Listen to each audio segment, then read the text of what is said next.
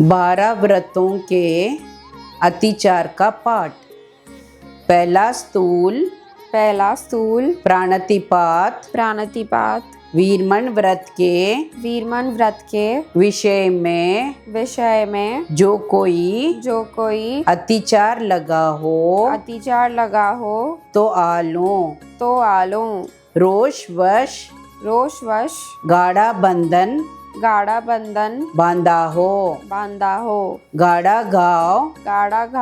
घाला हो अव्यय का छेद किया हो अधिक भार भरा हो भात पानी का विच्छेद किया हो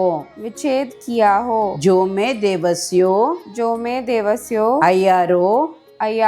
कवो तस्मिच्छामि दुग्धम